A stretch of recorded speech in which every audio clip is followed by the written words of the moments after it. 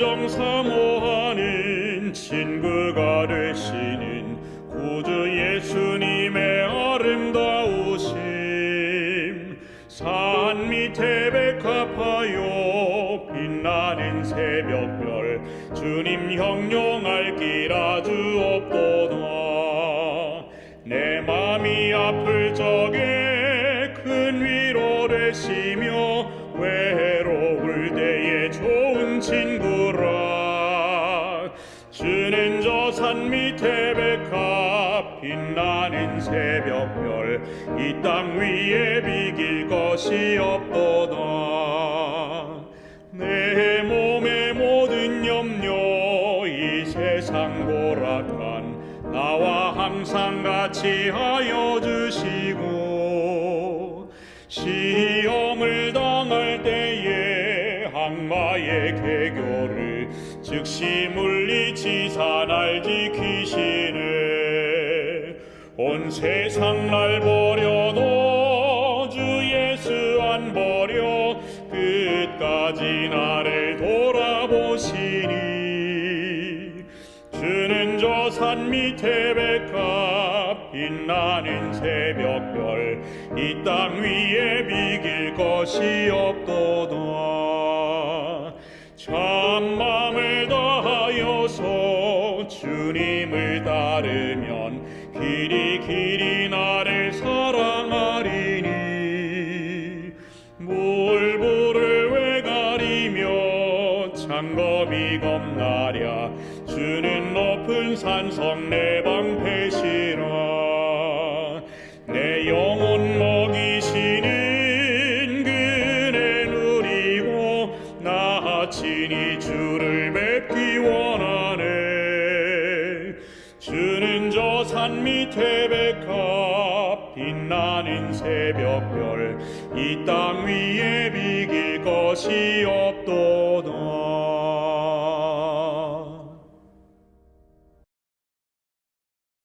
저희들을 사랑하시는 아버지 하나님, 저희들에게 새로운 한 해를 허락하여 주시고 새해 첫 안식일을 함께 맞이할 수 있도록 은혜로 허락하여 주셔서 감사합니다. 지난 한 해 동안에 여러 가지 다양한 모습 속에 저희들 주님 앞에 회개하고 새롭게 변화받아야 할 많은 부분들을 주님께 내려놓고 새로운 한 해 주님께서 주실 능력과 은혜를 통해 새로운 경험들과 주님과 동행함으로 승리하는 삶을 살게 하여 주시옵소서. 오늘 저희들에게 주시는 말씀 위에 축복하여 주시고 말씀을 통하여 저희들의 마음과 생각을 주님께 드리고 주님께서 주시는 말씀을 통해 저희들이 이 한 해를 살아가며 또 힘과 용기를 얻을 수 있는 믿음으로 자라는 귀한 기회가 되게 역사하여 주시옵소서. 주님의 크신 은총이 저희 모두에게 함께 하옵시고 새로운 한 해의 첫 안식일을 주님께서 축복하여 주시며 저희들 마음마다 역사하여 주시옵기를 저희들을 사랑하시는 예수님의 이름으로 간절히 기도드립니다. 아멘.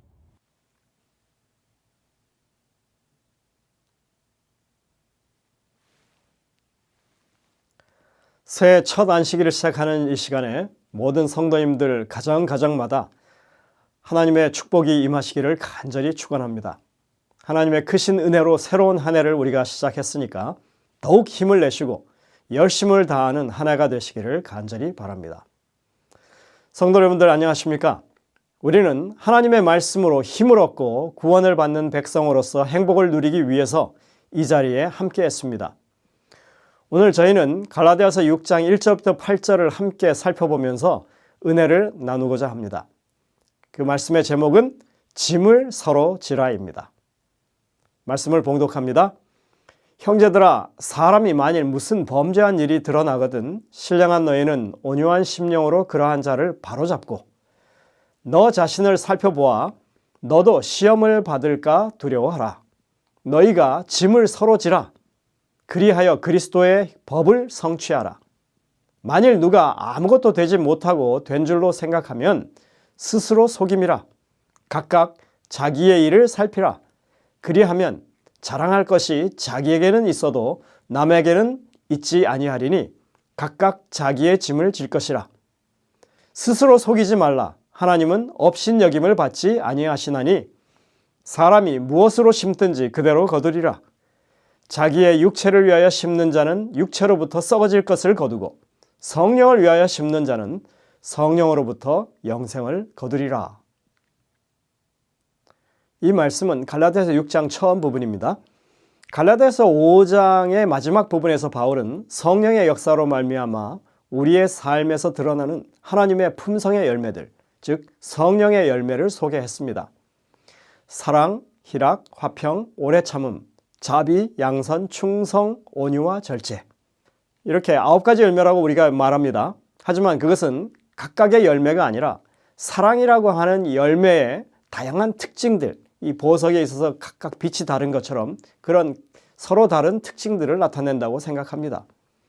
그리고 그것은 우리가 자력으로 만들어낼 수 없는 하나님의 성품에 속한 것들입니다.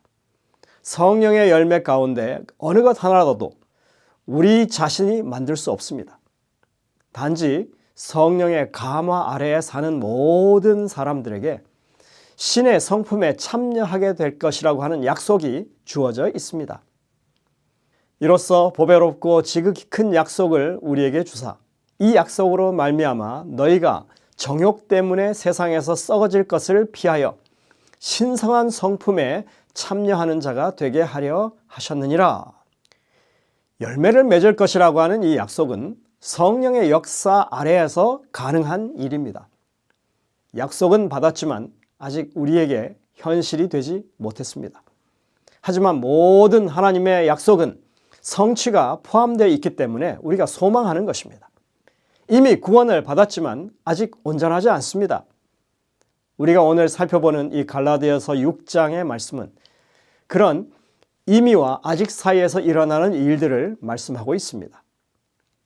갈라디아서 6장은 성령의 감화 아래 변화되는 과정 속에서 살아야 하는 그리스도인들이 어떤 선택을 해야 하는지를 보여줍니다. 그것은 지금 2개의 조건문으로 소개가 됩니다. 첫 번째 조건문은 사람이 만일 범죄한 일이 드러나거든입니다. 두 번째 조건문은 만일 누가 아무것도 되지 못하고 된 줄로 생각하거든 이렇게 말합니다. 이 둘은 성령의 인도하심을 받는 사람과 그렇지 않은 사람을 대조하고 있습니다. 첫 번째 조건문에는 우리가 불완전한 사람들이라고 하는 사실을 밝힙니다. 이 범죄한 일이 드러났을 때 했을 때 여기서 범죄라고 하는 그 말은 고의성이 없는 실수나 그리고 실패를 뜻하는 말입니다. 잘못한 것은 분명한데 반역적인 의도를 가지고 행한 죄악이 아니라 우발적이거나 익숙하지 못해서 저지른 실수 같은 것을 말합니다. 우리 모두는 구원받았지만 또 성령의 의지에서 산다고 하지만 다 부족하고 연약한 사람들입니다. 말과 행동에 있어서 실수가 많고 죄의 유혹에 쉽게 넘어지는 사람들입니다. 근데 여러분들 이것이 참된 그리스도인의 출발점입니다. 성령의 능력을 입은 사람이 여기에서 이제 그 삶을 시작하는 것입니다. 자신의 부족함을 인정하는 것. 하지만 이것은 시작에 불과합니다. 그걸 인정한다면 다른 사람을 우리가 어떻게 대해야 할 것인가 하는 것이 그 다음의 문제인 것입니다. 자신의 부족함과 죄됨을 인정하는 사람들이라면 다른 사람들을 대할 때, 다른 사람들의 잘못을 바라볼 때 동병상련을 느끼고 그들을 배려한다고 하는 것입니다. 이와는 반대로 다른 사람들의 허물과 잘못을 찾는데 오히려 두 눈을 부릅뜨고 마치 우는 사자같이 다니는 사람들이 있을 수 있습니다. 우리는 그런 사람들을 가리켜서 현대판 바리새인이라고 부릅니다. 오늘 우리 모두는 둘 중에 어느 하나를 선택해야 하는 것입니다. 하지만 이 문제는 예수님이 이 땅에 오셔서 처음으로 율법 강좌를 하셨을 때 이미 가르쳐 주셨던 교훈입니다. 마태복음 7장에 이렇게 말합니다. 비판을 받지 아니하려거든 비판하지 말라. 예수님은 우리가 형제들을 바라보면서 죄악이라고 판단한 그 형제의 죄는 눈 속에 있는 티라고 말씀했죠. 그런데 그것을 판단하는 우리의 죄는 들보라고 말씀하셨습니다. 내가 발견한 형제의 죄보다 그것을 비난하고 판단한 내 죄가 많이 크다는 얘기입니다. 이것은 율법을 주신 목적이 무엇임을 밝혀주시는 것입니다. 율법의 목적은 남을 판단하거나 비방하라는 것이 아니라는 것입니다. 율법은 하나님과 나 사이에 있어서 양심적으로 결단할 문제라고 하는 것입니다. 십계명을 도덕법이라고 부를 때 이건 우리가 가볍게 생각하는 공중도덕에 관한 것이 아닙니다. 하나님과 우리 사이에서 일어나는 인격적인 선택에 관한 것입니다. 우리의 양심을 건 대단히 중차대한 결단을 의미합니다. 도덕법이라고 하니까 사람들은 가볍게 여깁니다. 그러나 양심의 선택, 이것이 그리스도인 삶에서 가장 중요한 선택의 문제입니다. 정말 하나님을 진심으로 사랑해서 그 계명에 순종하고 있는 것인지, 아직은 그 중요성을 생각지 못해서, 자각하지 못해서 제대로 순종하지 못하고 있는지 우리는 겉으로 판단할 수가 없습니다.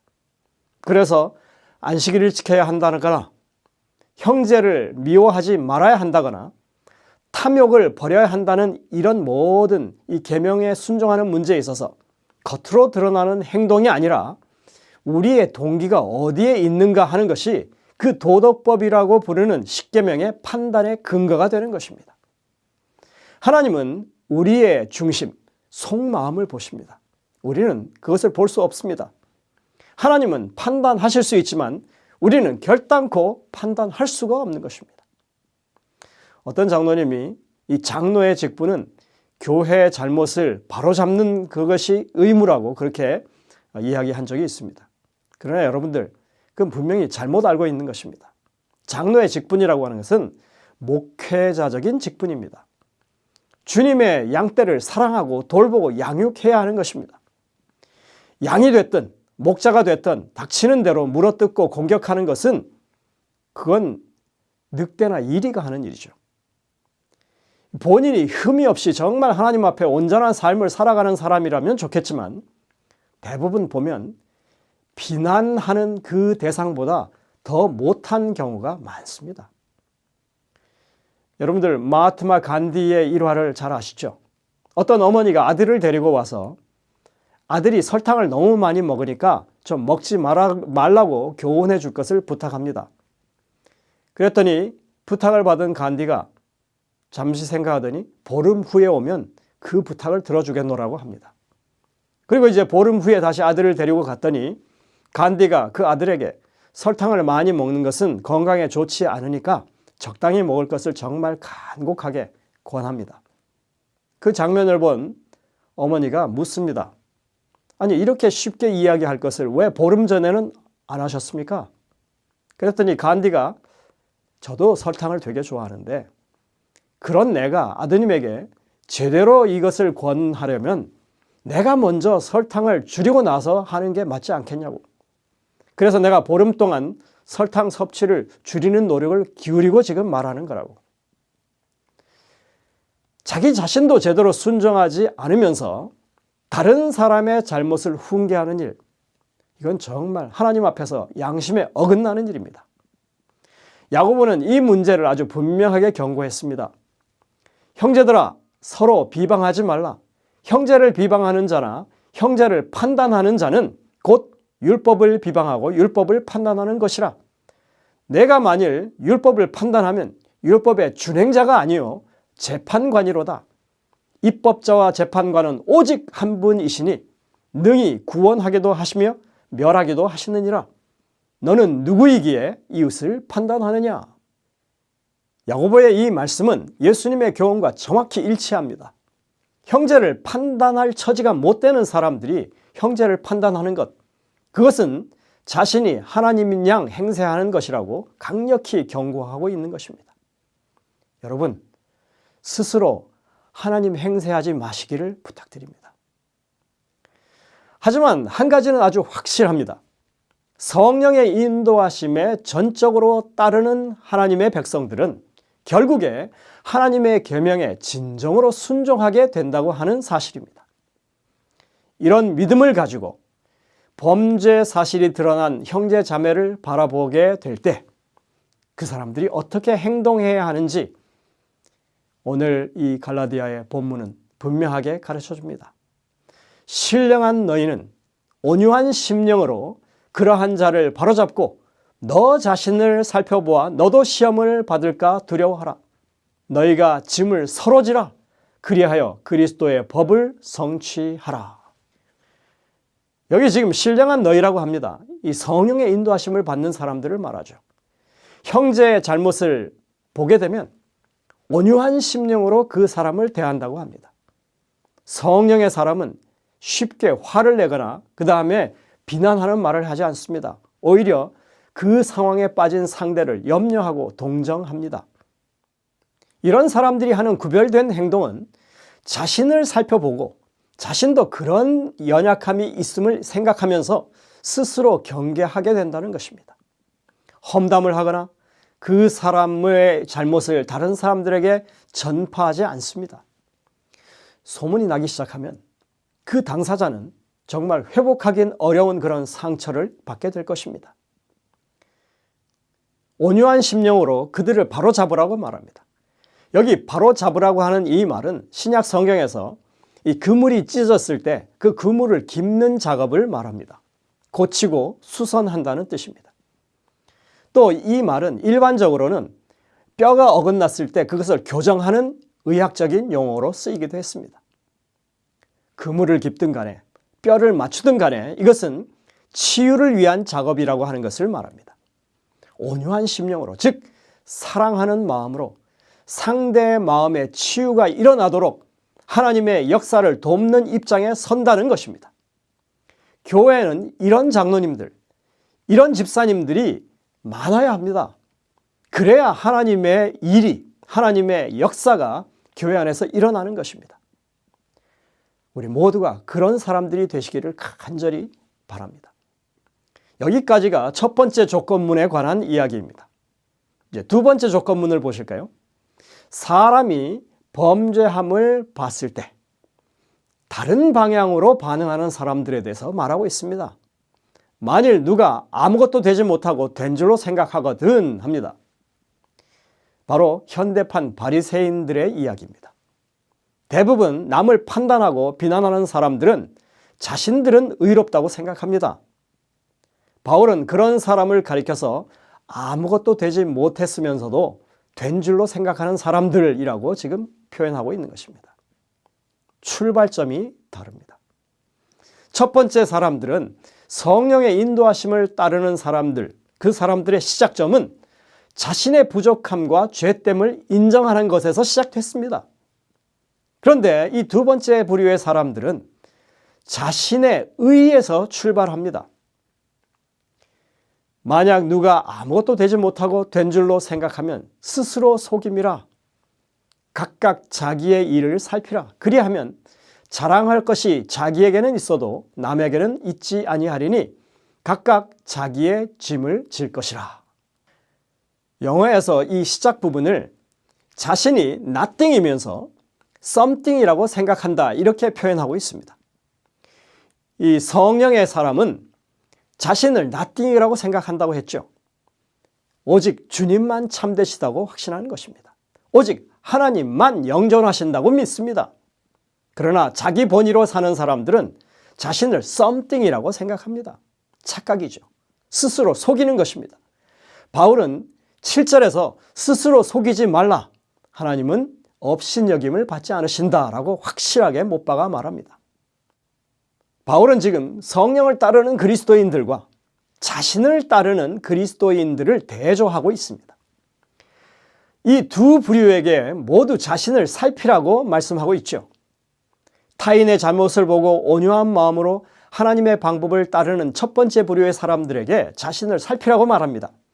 여기서 살피라고 하는 이 말은 꼼꼼히 확인하라는 말입니다. 따뜻한 권면에 속합니다.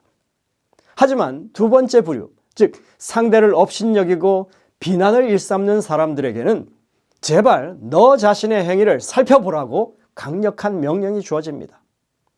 여기서 살피라고 하는 그 말은 용광로에서 순금을 정련하는 것처럼 참과 거짓을 분별하라고 하는 그런 조치를 명하는 것입니다. 엄중한 꾸짖음입니다. 여러분들은 어떤 선택을 하시겠습니까? 여러분들은 어떤 조치를 취하시겠습니까? 둘 다 부족한 사람들입니다. 그럼에도 내가 저 사람보다는 낫다, 내가 저 사람보다는 의롭다 하는 이런 상대적인 평가를 하는 것은 결국은 자기 만족을 하기 위한 그런 수단에 불과한 것입니다. 그래서 그런 사람들에게 이렇게 권고합니다. 자신을 살펴보면 자랑할 것이 자신에게만 있지 다른 사람에게 자랑할 것은 없다. 다 거기서 거기입니다. 도토리 키재기고 다 부족합니다. 스스로 의롭다고 하는 것 본인의 생각일 뿐입니다. 착각이고 스스로 속이는 일입니다. 하나님이 보고 계시기 때문에 하나님 앞에 우리는 우리의 부족함을 인정해야만 하는 것입니다. 여러분들, 다른 사람의 잘못을 볼 때 어떻게 행동해야 할지 성령의 음성을 듣게 되시기를 간절히 바랍니다. 오늘의 본문 속에는 두 부류에 속한 사람들을 비교하는 말씀이 계속됩니다. 첫 번째 부류에게는 짐을 서로 지라고 권면합니다. 두 번째 부류에게는 각각 자기 짐을 지라고 말씀합니다. 짐을 서로 지라는 말과 각각 자기 짐을 지라는 말은 사실 반대되는 말처럼 보입니다. 도대체 어쩌란 말입니까? 근데 여러분들, 여기 아주 중요한 교훈이 담겨져 있습니다. 예수님께서는 우리의 죄의 짐을 져주시는 분이십니다. 수고하고 무거운 짐진 자들아 다 내게로 오라. 내가 너희를 쉬게 하리라. 나의 멍에를 메고 내게 배우라. 여기에 우리의 죄짐을 지고 가시는 예수님의 모습이 나옵니다. 그런데 잘 살펴보십시오. 우리가 예수님께 죄짐을 던져놓고 우리는 호젓하게 따라가는 그런 모습이 아닙니다. 주님의 십자가에 우리의 죄짐을 내려놓고 나서 주님이 지고 가시는 그 십자가를 함께 멍에 삼아 메고 가는 그런 모습인 것입니다. 예수님은 죄짐을 가져오라 하셨고 분명히 나의 멍에를 메라고 하십니다. 그 멍에 위에는 우리가 감당할 수 없는 무거운 죄짐이 놓여 있지만 예수님이 워낙 강하신 분이시기 때문에 그 모든 무게를 다 지탱하시기 때문에 우리는 그 멍에가 가볍고 쉬운 것입니다. 이것은 누가복음에서 말씀하고 있는 그 말씀과 일치합니다. 아무든지 나를 따라오려거든 자기를 부인하고 날마다 제 십자가를 지고 나를 따를 것이니라. 여기에서 자기 십자가라고 하는 것은 예수님이 함께 매는 그 멍에가 분명합니다. 이것은 실제로 갈바리로 가는 길 비아 돌로로사에서 현실로 보여지게 됩니다. 십자가를 지시기에 너무나 지친 예수님 대신에 구레네 시몬이라고 하는 사람이 그 십자가를 대신 지고 예수님을 따르죠. 이 장면은 그 원리를 잘 보여줍니다. 구레네 시몬이 걸머진 나무 십자가는 예수님의 십자가였습니다. 그리고 예수님은 구레네 시몬 앞서서 걸어가고 계십니다. 그런데 그분의 어깨 위에는 구레네 시몬을 포함해서 우리 자신들과 같은 흉악한 죄인들의 모든 죄짐이 다 얹혀져 있습니다. 나무 십자가는 이 건장한 시몬에게 있어서 충분히 감당할 만한 무게였습니다. 그러나 주님이 짊어지신 그 우리의 죄짐은 세상 그 어느 누구도 감당하기 어려운 무거운 죄짐이었습니다. 저는 이 장면이 제 뇌리에서 사라지지 않습니다. 말할 수 없이 무거운 죄짐을 지고 걸어가시는 예수님, 그 뒤를 주님의 멍에를 메고 따르는 구레네 시몬, 세상 사람들의 죄짐을 져주시는 주님, 이것이 구원을 이루시는 그리스도의 법이라고 지금 말씀하고 있는 것입니다. 여기서 지금 짐을 서로 지라고 말씀하고 있습니다. 우리는 결코 다른 사람의 죄짐을 져줄 수 없습니다. 범죄한 형제 자매들의 죄짐을 지실 분은 오직 예수님밖에 없습니다. 우리가 그 범죄한 형제들을 비난하면 그들의 마음의 짐을 더해주는 격이 되겠죠. 그러나 비난 대신에 온유한 마음으로 그들을 지원하고 따뜻하게 대하고 격려와 위로를 아끼지 않는다면 우리는 주님의 일을 도울 수가 있다는 것입니다. 그런데 여러분들, 두 번째 부류에게는 각각 자기의 짐을 지라고 말하고 있습니다. 이 말은 그들이 자신의 죄짐을 예수님께 내려놓지 않았다고 하는 것을 말하는 것입니다.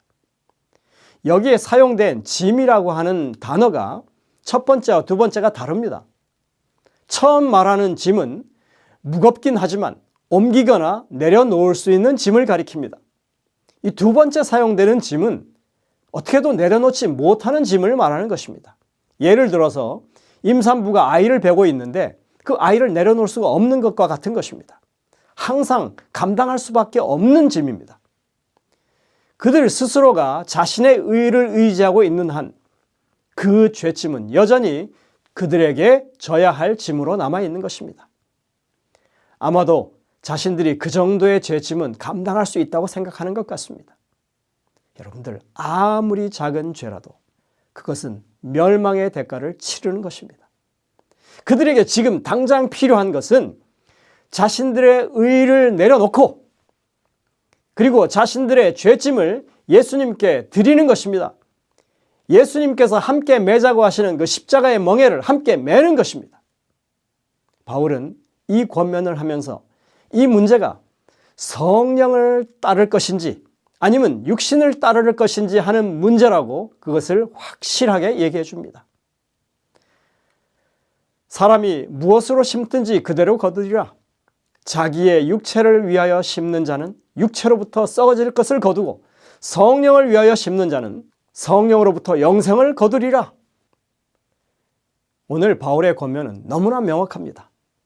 하나님의 성령의 지도를 따르는 사람은 자신의 연약함을 받아들이고 부족한 형제자매들을 대할 때 온유한 마음으로 사랑하는 마음으로 그들을 동정하고 치유하기 위해서 하나님을 돕는 자리에 선다고 하는 것.